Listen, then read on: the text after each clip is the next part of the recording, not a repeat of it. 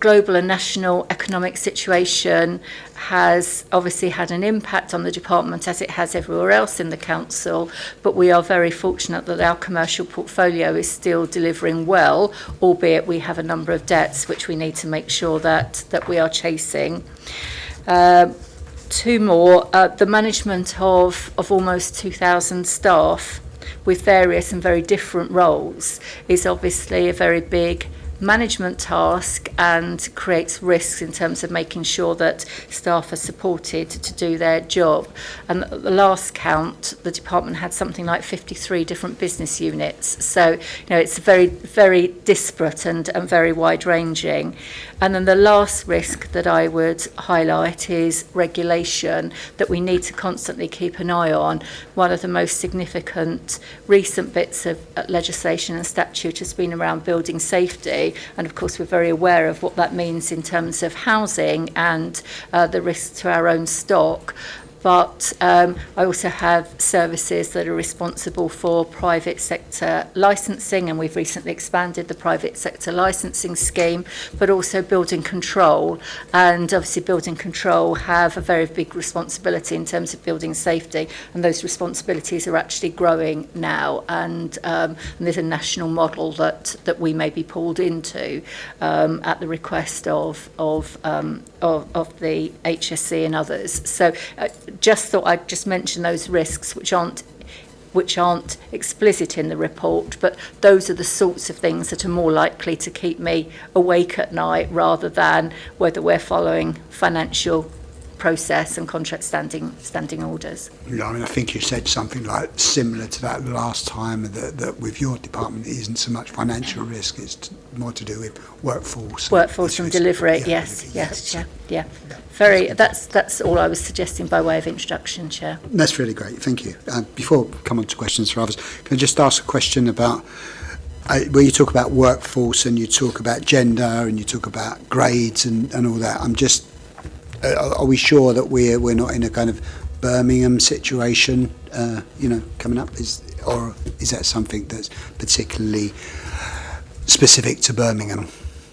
I think it has been specific to all local authorities, actually, but I'm confident that we're not in an equal pay claim situation in Southwark. I think there have been areas that we've made sure that we are fully compliant with, and where there have been a number of cases that there is the potential for equal pay, they've been dealt with, but we're certainly not in a Birmingham situation, no. But you're right, we do have grades from the very lowest. Yeah. I have staff at the depot on grades 2 and 3 through to people at the highest levels. Yes, okay, that's reassuring. Thank you. Gavin. Thanks for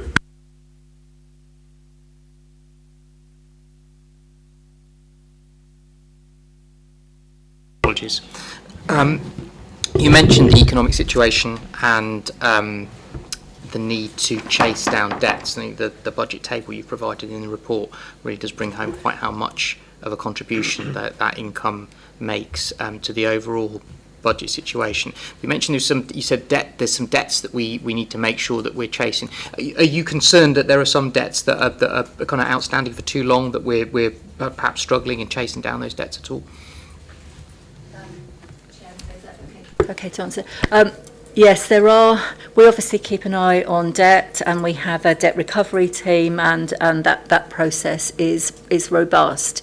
Our commercial portfolio is mainly where the issue is, and the commercial portfolio has a range of occupiers from businesses that are thriving through to businesses who might not be thriving, and also community groups. So we have to be very mindful about how we chase some of that debt, and are more keen to have repayment plans rather than to evict people from premises. But there are a number of long-standing debts that we do have a plan for, that we have spoken with the lead member about, and we are following that plan through. We obviously need to be thoughtful about the impact our presence in commercial premises on our high streets and our district centres, and what that might mean in terms of empty shop premises and so on if we did get into a position of having to evict people. So it's multifaceted and not just about financial risk, although clearly we have an obligation to make sure that we're delivering the best value for residents that we can.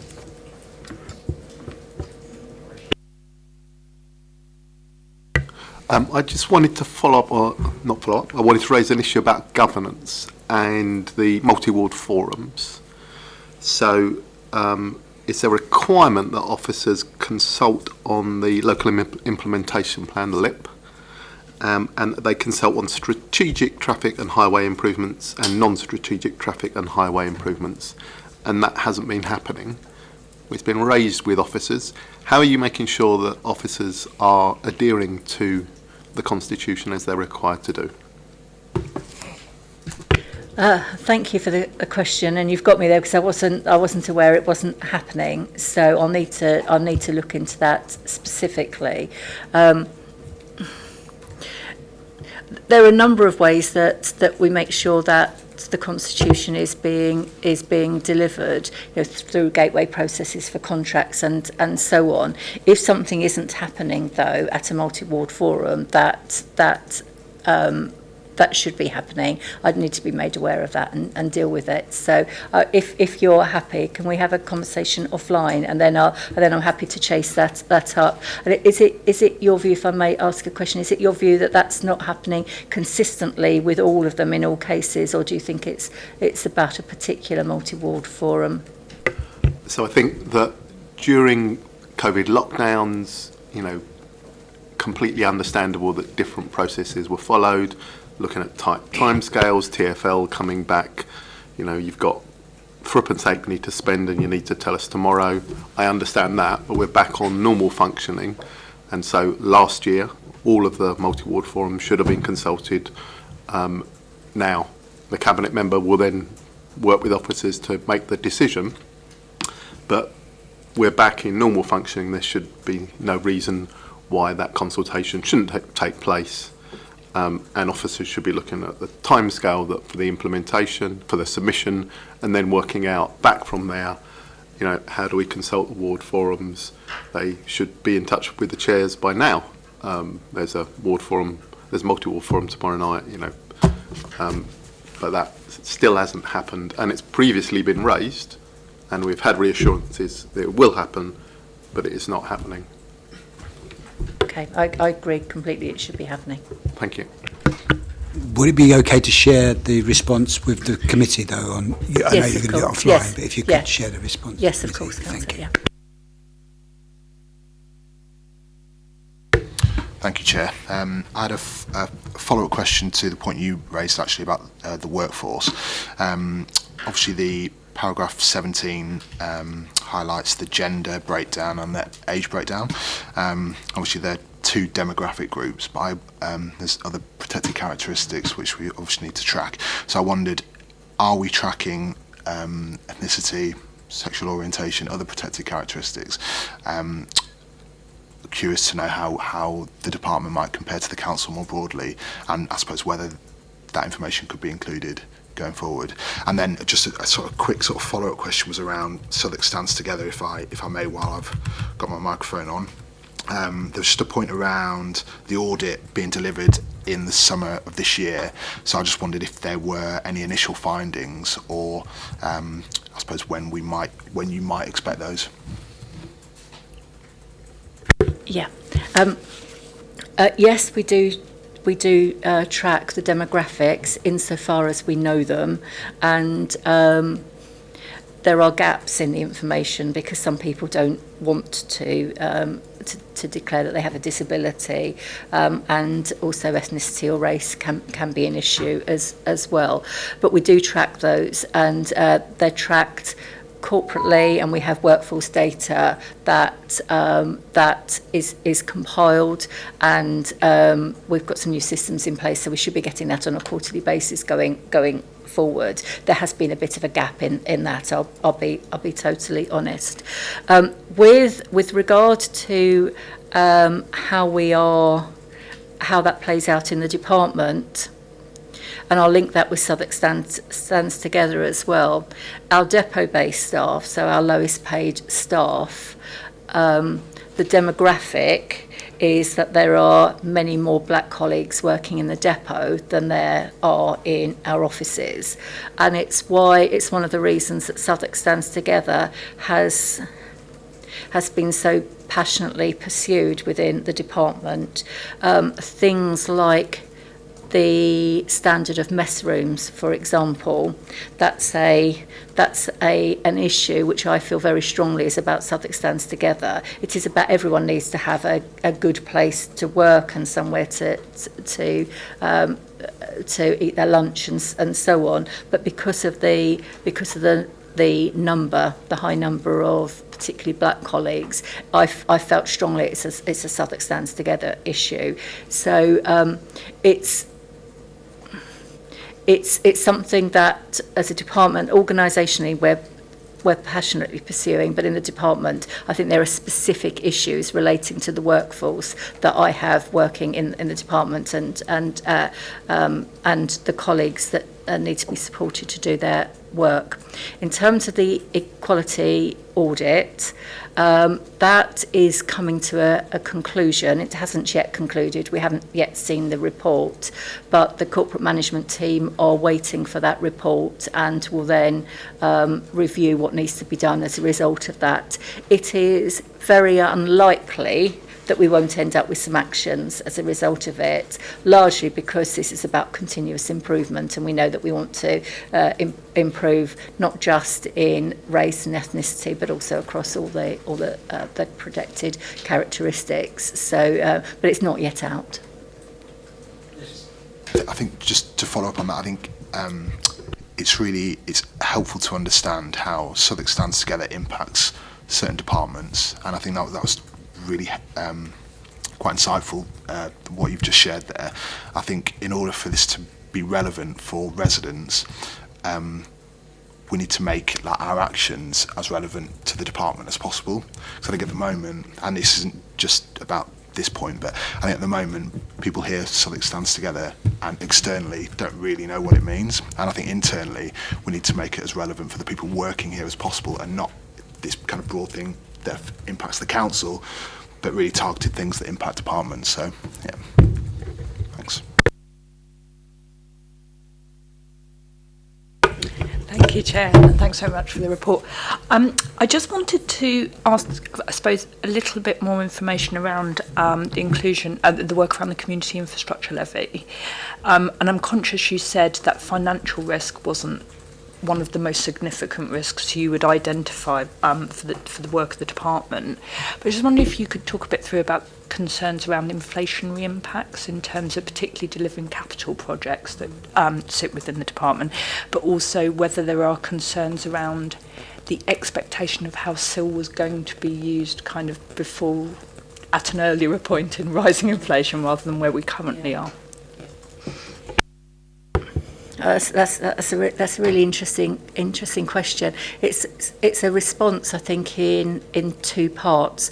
The first, inflationary pressure has absolutely impacted on the capital programme and our ability to do what we had set out to do. So I'll just take one project as an example, which isn't still related, but it's a capital programme. It's the work that we're doing at Southwark Marina, and indeed the work that we're doing through our parks programme in a number of places, including at Burgess Park.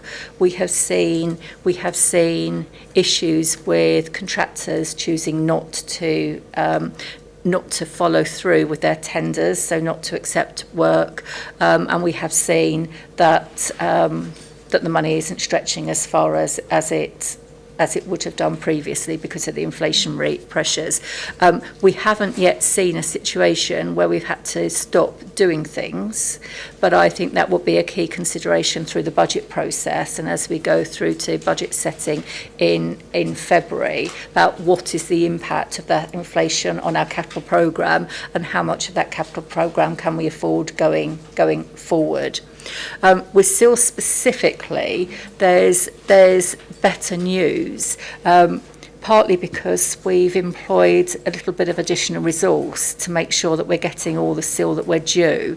So last year we've had a significant, I won't be able to quote the figures off the top of my head, but we had a significant increase in the amount of SIL coming in last year because we had relentlessly focused on its collection. I'm not suggesting that we hadn't done that previously, but that additional resource has just paid for itself multiple times because we've had a dedicated resource to make sure that developers were giving us everything that they should be. I think there's an interesting debate going forward now in terms of what we do with our strategic SIL and how much of that we use for big infrastructure projects such as the Bakerloo line extension and commitments to that, and how much we fund bigger infrastructure projects within the borough, and then what we do with local SIL and how local SIL might impact on any, which is 25% of the total of SIL, how that local SIL might impact on delivery through a neighbourhoods model and through any potential single pot of funding that that the council might choose to take as part of a neighbourhoods model. So it's I think it's a good position for SIL at the moment, certainly a very healthy position. Thank you, that's really helpful. I'm positive about the SIL position. Is there any, just kind of linking back to your point about outstanding debt, which I know is very much around commercial property, are there any concerns that there are developers that owe us SIL that may end up in a position where they can't pay us due to, I suppose, the economic environment for them, so in the sense that we are learning about house builders that are actually going under at the moment, whether there is concern that there will be in time there could be SIL that's not paid to us? That certainly hasn't been a factor to date, and in fact, we have been working with quite significantly big developers, and they have definitely followed through on the commitment and the requirement to pay SIL. So no, it's not been a feature to date. I'm not saying it won't be in the future, but it hasn't been an issue.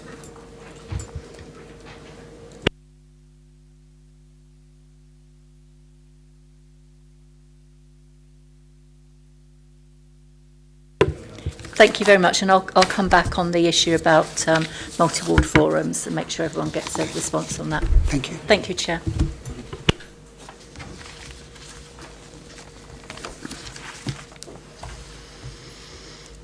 Okay. Did we get a replacement for the Climate Champion Civic Award? Yes. Oh, welcome. Thank you. Okay. Thank you. Would you like to introduce yourself? Yeah, sure. Hi, my name's Vanessa Parry-Driscoll, and I'm the Climate Change Project Officer in the climate team. Okay. Thank you very much. Did you want to say a bit? Just yeah, yeah, sure. just yeah. I can give a bit of ramble just about over. it. Yeah, we have a variable. Wait, sorry. Yes, thank you. Something we've talked about for a little while is introducing a Climate Champion Award, because we want to be able to celebrate some of the good work that's already happened in the borough in this area. As you all will be aware, we've got a target of net zero by 2030, where we're going to do everything that we can to get to net zero by that point in time. And we also took a report to Council Assembly in July where we talked about what this might look like and the criteria that this might fulfil if we're electing somebody to a Climate Champion Award on a yearly basis. And we kind of decided that would sit within the civic awards that already exist, and we would use a kind of basic criteria for that. But this Champion Award will be focused specifically on individuals, organisations, groups who successfully reduce emissions in the borough, or who are contributing to engagement, education, campaigning work that would sort of indirectly reduce emissions through community work. So yes, this is kind of us just kind of bottoming out what that would look like, and obviously the committee would have oversight of who would get elected to that role, and we hope that that would be used to inspire other people to take positive action in the borough in the future. So yeah, that's kind of key points, I think. That's a fine summary. Thank you very much. Do members have any questions for the officer? Gavin. I'm just interested. I think I don't have that excuse. I should remember. Sorry. I mean, it sounds like a great idea, and I think this kind of thing can be positive. I'm just interested. Do we know much about the experience in other boroughs about? You say inspire other people to do similar stuff and get involved. Is there evidence that that's actually the case, that introducing this kind of stuff really does work and get people going? I mean, the optimist in me hopes it does, but I mean, do we know that that's the case from other places? I mean,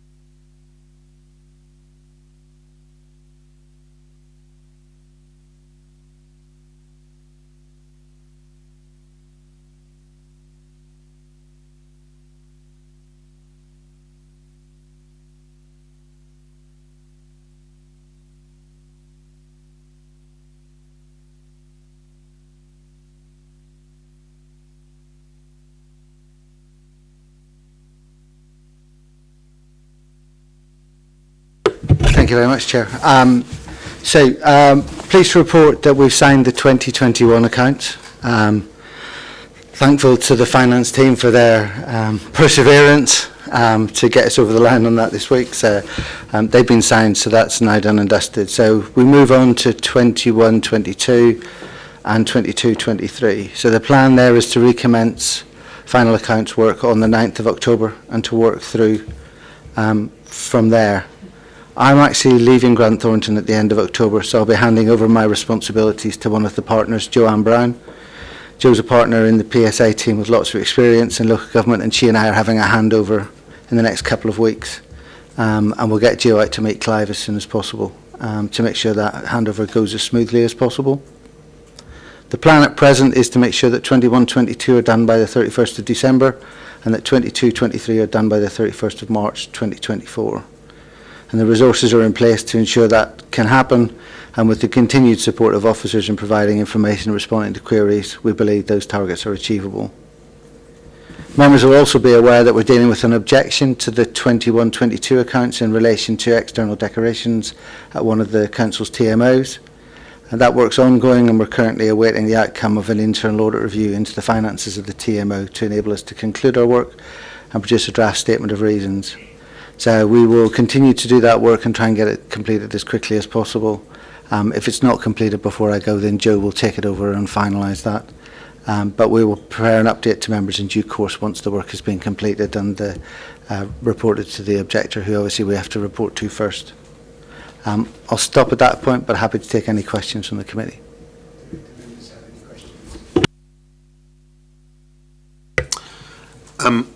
So Lee Rowley raised with Clive Betts, Chair of DLUC, the issue of the build-up of outstanding audits. And the Financial Reporting Council is looking at possibly making changes, i.e. pressing forward and telling us we've all got to get accounts signed off, but if they're not in a state ready to sign off, then they'll be qualified. We don't really want our accounts to be qualified. Do you think that we are roughly on timescale, taking into account what Lee Rowley said, what Financial Reporting Council are saying, etc., please? Yeah, the dates I've mentioned are ahead of the cut-off dates that the FRC are currently considering. So our expectation is that we will sign off 21-22 and 22-23 before the cut-off dates.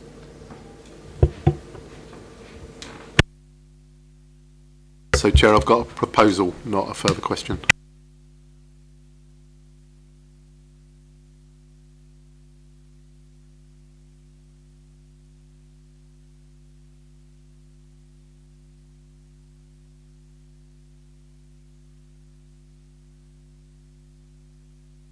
So the 22-23 audit, once that's completed, that's our work with the council concluded. Yeah.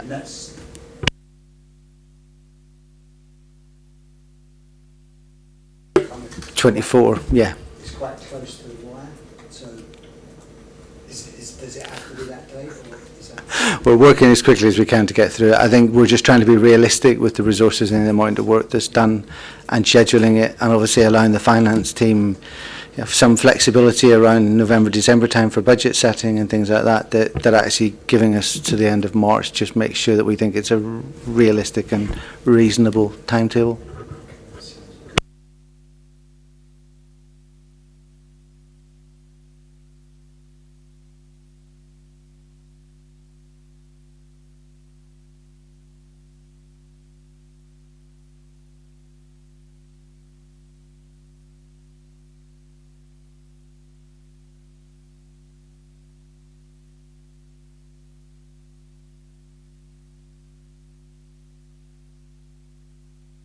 So, Chair, given that we really want to keep on track of this, my proposal is that we either have a written or verbal update at every committee going forward until we've signed off. I think we've got to keep on top of this. It's got to be very clear that our sites are focused on getting everything signed off back up to date, and not having qualified accounts. Yeah, I mean, absolutely, Councillor. You're not the only one who wants to get this over the line and through. Absolutely, we're on it as well. Have zero interest in having disclaimed accounts, whatever that means in any case. And I think it's important we never lose sight of why we produce accounts. It's an important engagement between us and our community in terms of giving transparency around how we spend our money, but also assurance that it's spent appropriately and we deliver value for money. And for me, disclaimers are not the right answer to the issue. So we're working hard with Kieran to get things over the line. I guess it's important for us to ensure that when we have a change of audit, we have those clear lines, so we don't sort of blur auditors and blur audit years as well. So I think it's absolutely essential that we work together as a committee, as a team of finance officers, as a team of auditors, to conclude what is becoming now very historic.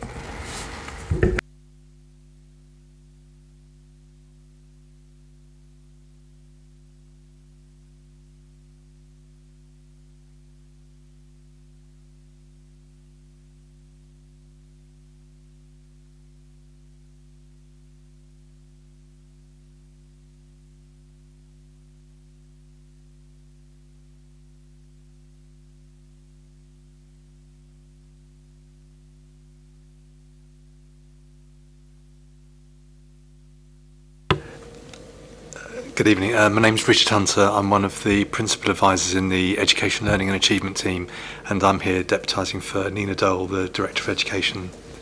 So.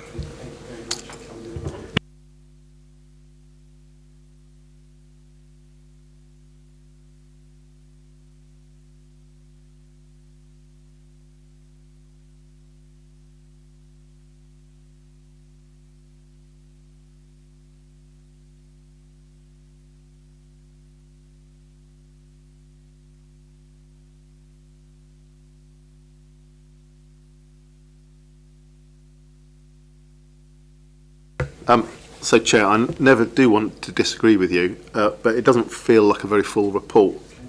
It feels far too slim. And so one of the schools in my ward, Dulwich Wood Ward, hasn't got a stunning outcome from this. I was expecting much more details to come back on this and what the department's doing.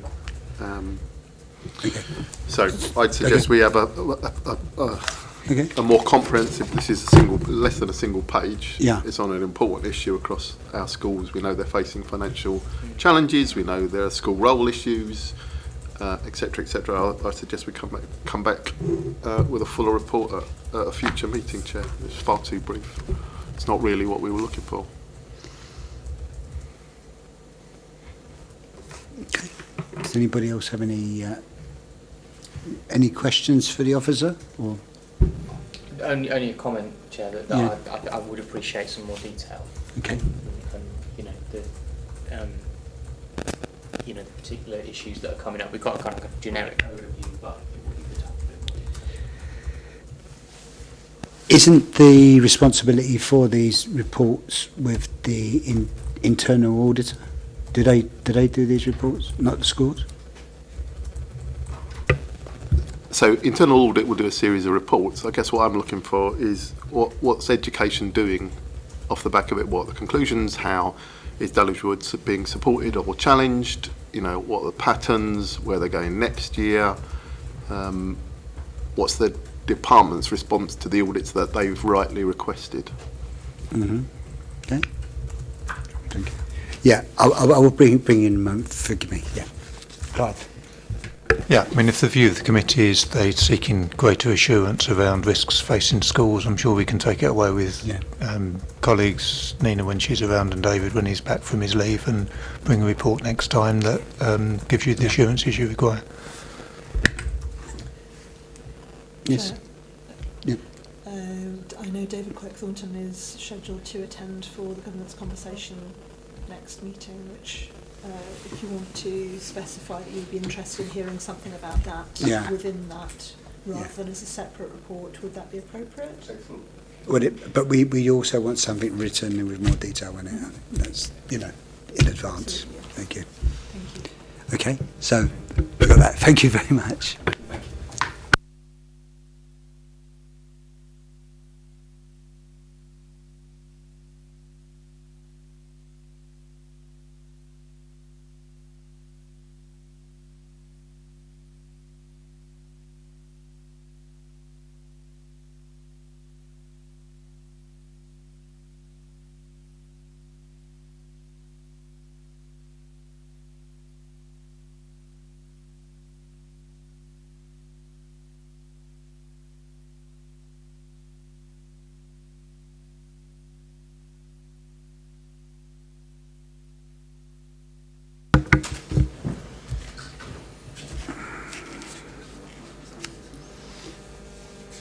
Hi, would you? If you'd just like to introduce yourself again. So I'm Aaron Winter, I'm the Director from BDO and the Chief Audit Executive. And I'm Angela Mason-Bell, the Senior Manager and Client Manager for the Council for Internal Audit. Thank you. Would you like to introduce the report? So I do a brief introduction, taking the report as read. So this is one of our regular reports to the committee. So this report is summarising the completion of our work from 22-23 and also the progress against the plan for 23-24. You will see there that we have pretty much finalised all of our work from 22-23. There are two outstanding reports, but I actually can confirm that we finalised one of those today with management. So we've only got one more left, which is the IT-related audit. We're on track to work with management to get that agreed as well in due course.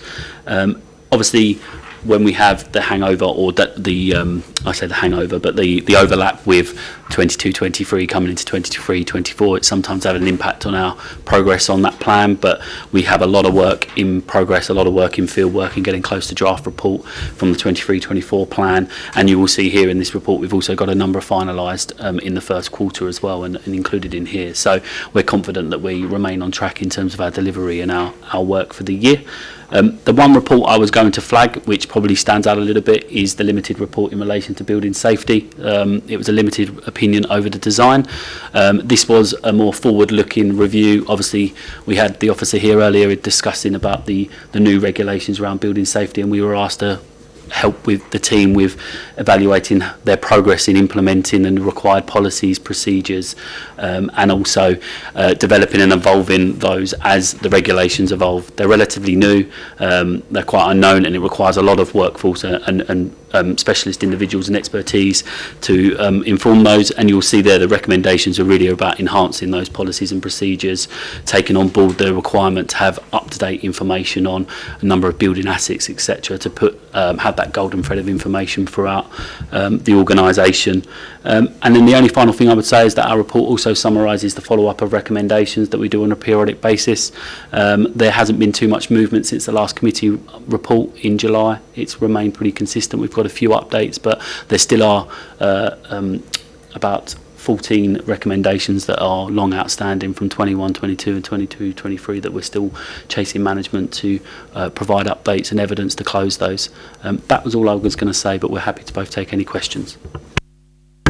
Thank you. Do members have any questions? Andy.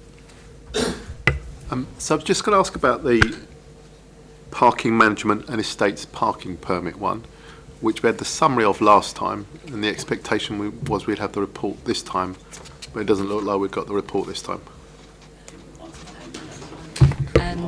Yeah, it's taken a few iterations. We've finally agreed that the findings are correct as at the time of the fieldwork completed, and we've now got a full management response, and Aaron signed that off for issuing in final literally this morning, so that's going to be issued by me tomorrow, and so that will come to the September meeting now. Oh, November, yeah, sorry, we're in September, my apologies, November meeting. And then, sorry, I'll let other people go, and I've got come back. Anybody else? In which case I'll come back. Some others. Yeah. So building safety, can I just check, does building safety cover everything across the whole of the council in a single system? Housing here, Tooley Street, all of the offices, commercial premises, or we sometimes have different systems for different departments. I'm not clear from this whether this is just housing or covers everywhere. This piece of work obviously was focusing on the high risk properties, so that has generally been the high rise blocks, and a lot of building safety is obviously coming out as a result of Grenfell and those kind of tragedies as well. I think the aim is that there's a huge focus on the housing element and aspect of the assets, but the principles will seem to apply to the whole stock and therefore all council buildings going forward as well. So it becomes really important, because obviously a building like this, for example, has common areas which require the required health and safety sign-off and certification, which is no different to when you have high-rise blocks with common areas, etc. So yes, it will cover the whole stock. And last point from me, Chair. So we need a new IT system. Can you comment on the data quality issues in the old IT system, on what those data quality issues are? And I just wondered, out of interest, is this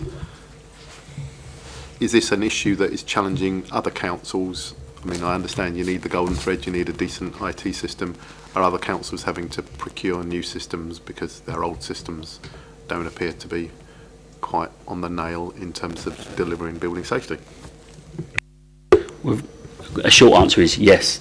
This is a common issue across a number of councils and organisations, but it also is trying to get the right people in as well. I know, if I recall, working with another borough a number of years ago, before the Grenfell occurred, there was a big focus on fire safety prior to that. You go back to obviously Larkinall House and others that occurred, and the demand for fire safety officers to support with what information systems are needed, and having that expertise, what required data needs to be captured. They were some of the highest paid individuals that the councils were looking for, so there was that big challenge. But yes, there's not been a one size fits all in terms of a system. There's not been an off the shelf system, and the ability to have that to support something like this. So it's generally been most councils looking at how they can develop their current system and make that fit for purpose, which requires a lot of work, a lot of investment, not only financially but time, but also engagement with the third-party suppliers of those systems. So I know we've mentioned here APACs and other systems not necessarily being up to scratch and therefore exploring new ones, but you're not alone with our other councils that we work with. Thank you, that's very helpful. We were going to have presented the three most recommendations that were outstanding. I believe you're going to bring them to the next meeting. Yeah. Would it be possible to put them in a list, not just the three, but all the outstanding ones, as to go with the report, so we have a list of where areas that are outstanding, so we can see them. You know, I mean, the narrative is the most important thing, of course, but I just thought it would be quite a useful thing to have. Or should we do that ourselves? So the information you're requesting is actually in our report at the moment, but it might not be flagged clear enough from our point of view. So from page 42 of our report, which we split it out by directorate. So we obviously have two tables here. We have where we've received updates, and usually that would be closure, we're confirmed to evidence, and then the second table on page 42 onwards is where we've got implementation rates by audit, where they're not fully completed. So these are the outstanding ones, where we've not verified any of the evidence, and it's per directorate or department. We have a different page number. Oh, apologies. To you, but, I'm looking at via the website where it's the individual indeed. Reports. Have you got the pack? It's not on page 42. The whole pack is. Yeah, I'll go on that, and we're just finding that for you. Apologies. Okay. Sorry, yeah, no, that'd be really helpful, thank you. Do you know? 65. 65. I think. What is 65? Not on this one. Oh, further recommendations not really where updates were received. Is that the one? Yeah. Yeah. Okay, that's perfect, thank you. Thanks. Sorry. It might be, for presentation purposes, we can maybe draw those out in a summary table or something like that, and then have the detail behind. That would be helpful. Thank you very much. Yes, yes. No, go ahead. Sorry, I think I'm working very slowly and late today. I was keen just to come back quickly to the building safety one, and in particular the areas of concern that you recognise around staffing, staff restructuring, and I suppose it would be, is this early audit, is there a comparison that we could make at this point across other local authorities in terms of the staffing and team piece? I'm conscious staff turnover and team restructures could be very specific to Southwark, but it would be useful to understand if there's any comparison can be made to other local authorities that are going through this process at the moment, which is obviously probably all of them. And also, it'd be quite useful to understand whether skills is actually part of the challenge here as well, in terms of that it is a new act dealing with very important challenges, but actually whether there's a skills piece in this, and about whether there is a sector from which we can have the most effectively qualified consultants to be providing that advice. So again, probably similar to an earlier question, it's impacting every organisation, whether that's a housing association, a local government organisation, etc., that has properties like this. There's a couple of facets to this. You mentioned, is this a similar issue? yes, because the safety regulations have created new roles and responsibilities, which obviously then weren't in place in previous structures, weren't job descriptions that were out there already to be able to then attract those people either within the council or externally. And again, it's a very finite market to find these individuals, hence what we're saying here in terms of having interims, turnovers, struggling to recruit, etc. So then it becomes the kind of risk and reward around, is it a role that then becomes one of the high profile roles and then attracts those individuals, or is it a case of training up people, etc., as the regulations evolve? And that's the other issue as well. I think when you say about skills, this Act is obviously in its infancy. The regulations are, while some of the core components of that are around health and safety, fire safety, gas safety, etc., is common and it hasn't changed since fire safety order, etc., and things like that.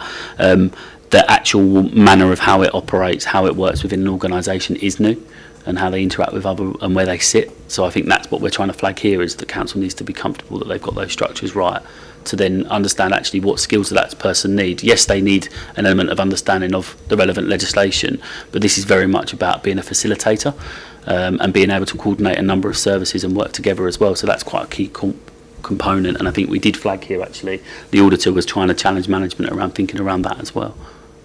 I don't know if that answers your question. There's got lots of bits there. Yeah. It's really, yeah, it does actually, because it is such a new environment to be responding to in legislative terms that there's a significant number of things going on that the council needs to respond to. Do you have a sense that the bit that I'm particularly interested in is how highly competitive actually the work environment is if you do have the skills in this space at the moment, in the sense that local authorities will be competing for those skills, as will housing associations. And I'm not sure this is a fair question, but I've got to ask it anyway. Do you have a sense of whether Southwark is putting itself in a position to be able to attract the right people to be able to do that, given the significance of our housing stock? And I know that it might be a question for someone else, but there's a positioning piece here, given how important our housing stock is to us and our residents, and how much of it we have. Are we able to attract the skills and the calibre of the people that we need in comparison to, say, a housing association, which will have potentially even more stock? And there's a huge bit there about reward and pay, which, yeah. I'll let Angela, if you've got anything to add on this, but my view on this would be our audit remit was very much about looking at what the regulations say and then therefore what the council's put in place around structure, responsibility, ownership, etc. What we then didn't do is go that next step, which is more of a management decision, I would say, rather than us to then comment on, are you then putting it out there in terms of attracting the right individual, etc. We didn't look at what the recruitment plans would be going forward, apart from the council looking to recruit the right individuals. There was that bit of limit. And what I would say, and perhaps what we could do, is look at the scope. We are doing a follow-up audit of this in seems like a long time away, but 24-25, but Q1, which is less than a year away. And therefore maybe some of that is looking at actually what is the calibre of staff, what is the qualifications, etc. Have it met those requirements? But I think that question you've asked there may be more for management in my view.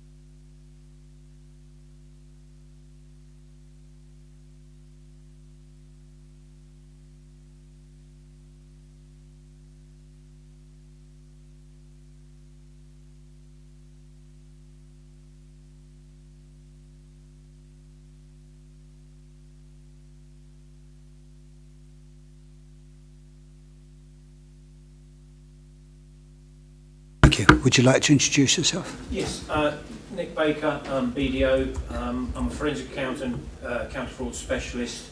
My role, just in case anyone's uncertain, is to work with the acting head of the corporate anti-fraud team here at Southwark.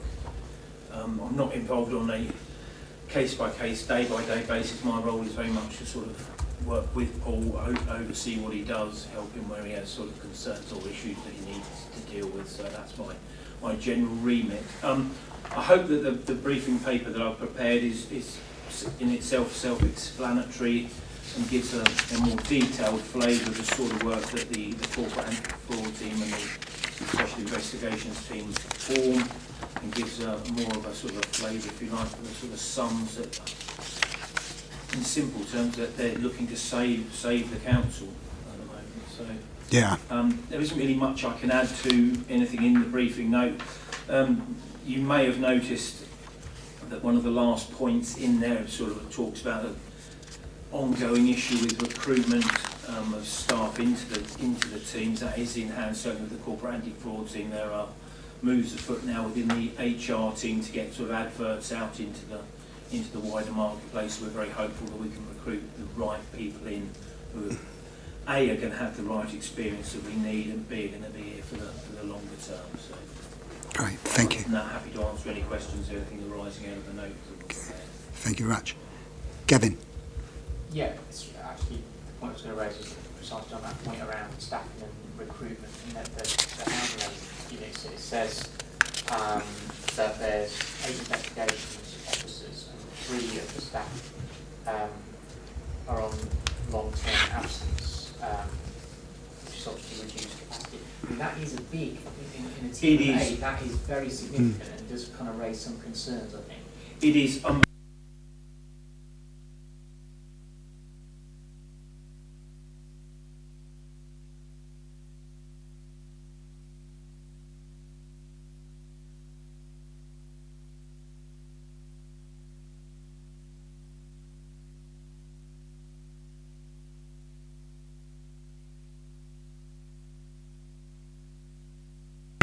Thanks very much, Chair. I was just going to note with thanks that we're seeing a bit more movement on blue badge fraud, because I think it's important that we do tackle that where we find it. So thank you for that helpful update.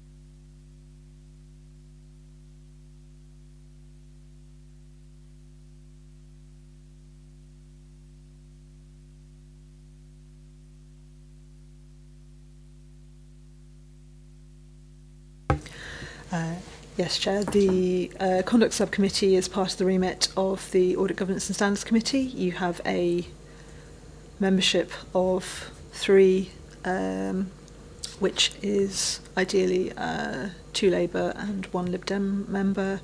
You can have reserves on either side. Would you like nominations for those? Do you have any? Okay, thank you.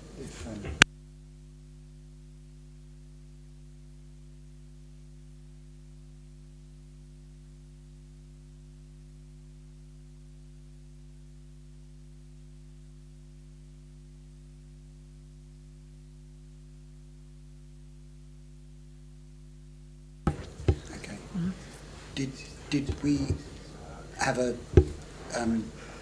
Councillor McCallum say that he wanted to do that as well? Yep. I mean, we're in a sort of bit difficult situation.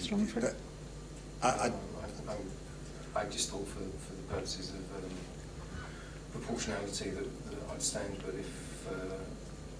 if it's not so important, then that's fine. No, I'm not. No. I'm not. I don't. No, I don't want to step in because it's entirely up to your group or the leader of your group or whoever. I mean, Graham's turned up. We should vote for Graham. I was wondering if that's what we should do. An empty chair and all that. No, Attendance is the biggest part of democracy. An empty chair speaks to no one. Agreed. Graham is member. You are rally behind. you're welcome to appoint reserves, and if you'd like to nominate Councillor McCallum as a reserve, then obviously you'd both be available if I'd be required. happy to be reserved if the committee would agree. Yeah, Thank you. The A2. Can I ask for a nomination for chair of that committee out of the 3 members who are full members? So Councillor Batterson, Councillor Brown and Councillor Neal. Can I nominate Councillor Batterson? You can. Is that seconded? Yeah. Yeah. Thank you. Are we happy with that? Right. Thank you very much. I wonder whether congratulations or commiserations. Congratulations. Okay. Okay, that's the last item on the agenda for today. So, Thank you very much. Oh, sorry, Chair, one point, which the clerk will be able to help us with. If we are we going to have to change the dates of any of the committee meetings in order to, if we do get the last audit, the last set of accounts coming in on the 31st of March, does that mean we have to change any meetings or not? Or will we just be flexible, or have we got one scheduled for April anyway? Normally we wouldn't have a committee scheduled during an election period, and there will be Mayor of London Assembly elections during the run up to, you know. So we don't have to decide yeah, it we now, don't have to decide it now, but can we have some information about it? Yeah, thank you. Thank you. Yes.